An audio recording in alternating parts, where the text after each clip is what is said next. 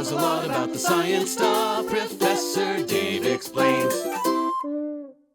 For several tutorials, we have been examining the diversity of the ray-finned fishes, and we have gone through many of the important clades, only to arrive at Percomorpha. Members of Percomorpha are often referred to as the perch-shaped, or perch-like fish, and this is where they get their name.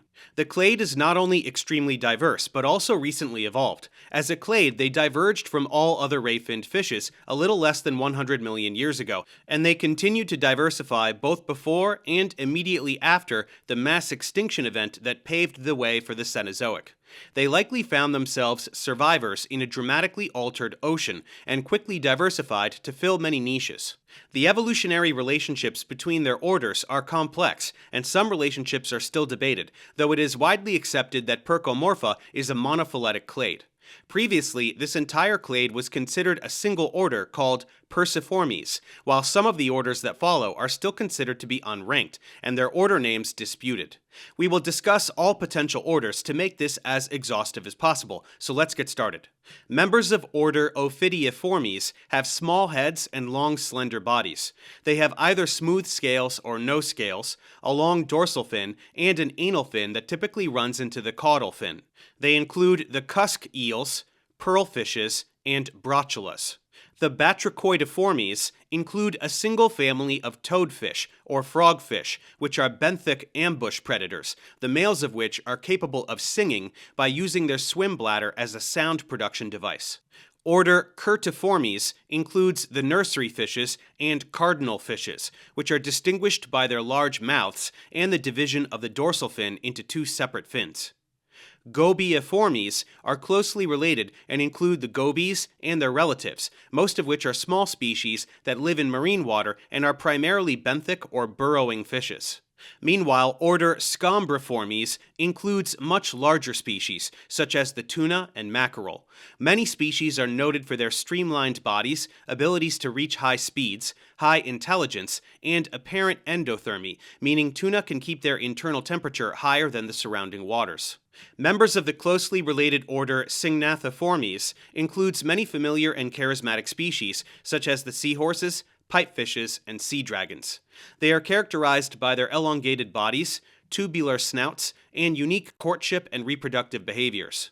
Many species have prolonged courtship rituals that include elaborate dances, synchronized movements, daily greetings, and of course, in some species, after mating, the female passes the eggs into the male's brood pouch where they hatch, and the male gives birth to the young. Moving on, Synbranchiformes includes the swamp eels, and Anabantiformes includes the snakeheads, Siamese fighting fish, and gouramis, which are characterized by their labyrinth organ, a specialized structure that allows them to breathe air directly from the surface, meaning they can survive in areas of stagnant water and low oxygen. Some, like the Siamese fighting fish, are popular aquarium fish that require a great deal more care than is often advertised.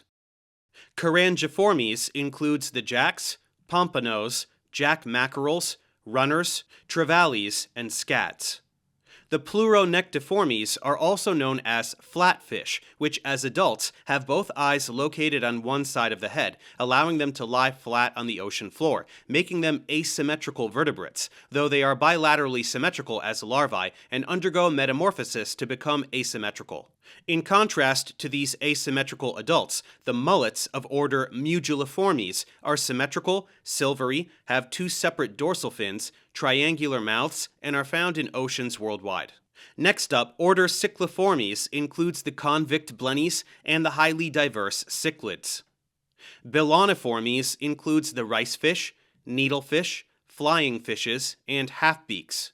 Some of the most famous members of this clade, the flying fish, can make powerful self-propelled leaps out of the water, where their long wing-like fins enable gliding for considerable distances above the water surface. Members of order Atheriniformes are often known as silversides, while the Cyprinodontiformes are mainly small freshwater fish that include a number of popular aquarium fish like the killifish and other live-bearers such as the guppy that give birth to live young after holding the eggs within their bodies. The Lophiiformes are often simply known as anglerfish, which are characterized by their large mouths and expandable stomachs. They exhibit extreme sexual dimorphism, where females are large and distinct, while the males are much smaller and permanently attached to the females, acting as a parasitic mate.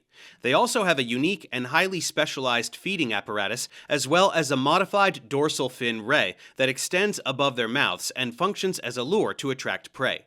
Their typical habitat is the deep sea.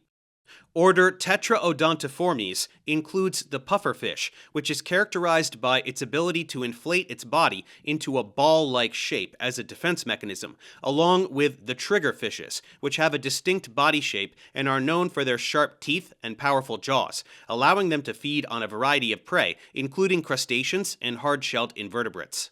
The Scorpeniformes are known as the male-cheeked fishes and include the lionfishes and sculpins, all of which are carnivorous and often live on the sea bottom in relatively shallow waters.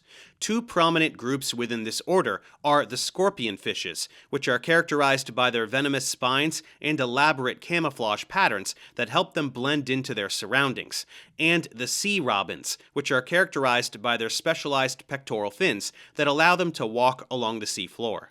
Istiophoriformes includes the barracudas, swordfish, spearfish, marlins, and sailfish, many of which are highly migratory, and pelagic species found in tropical and subtropical waters, characterized by their long, slender bodies and elongated bills or rostrums, often noted for their predatory nature and impressive speed and agility.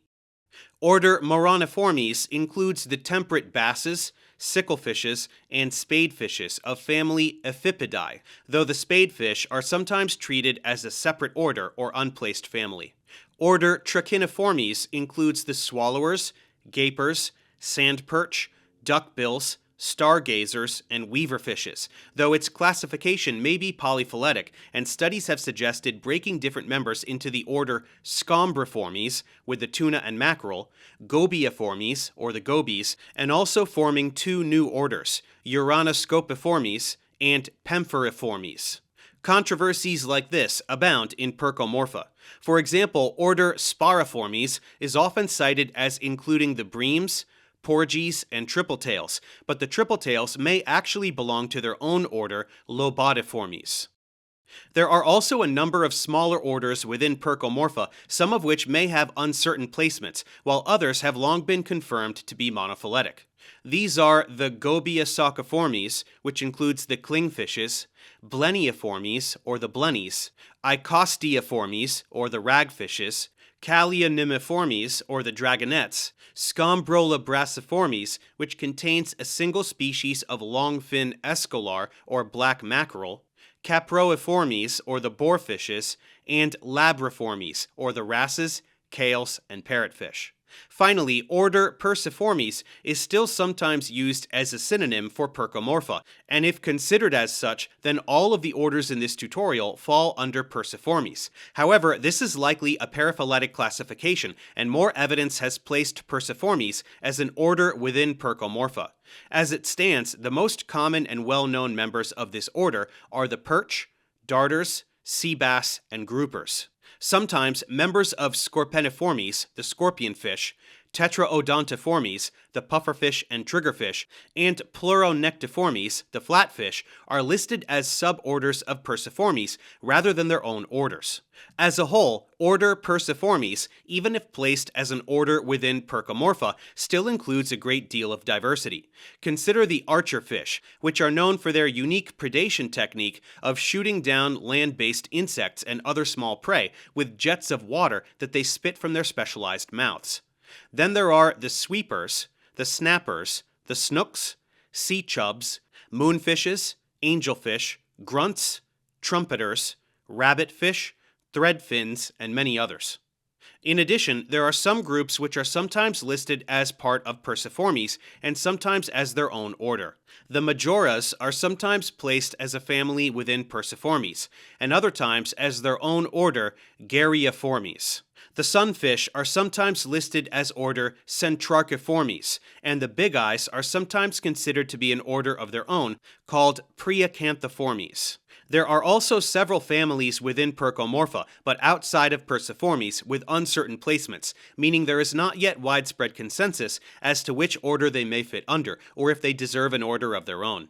This includes Ambassadii, the glassfish or perchlets, Pseudochromidae or dottybacks, the damselfishes and anemone fish of Pomocentridae, the basslets of Grammatidae, and the jawfishes of Opistonathidae, along with many others, such as Acanthariformes, which is sometimes treated as their own order and split into unplaced families and existing orders.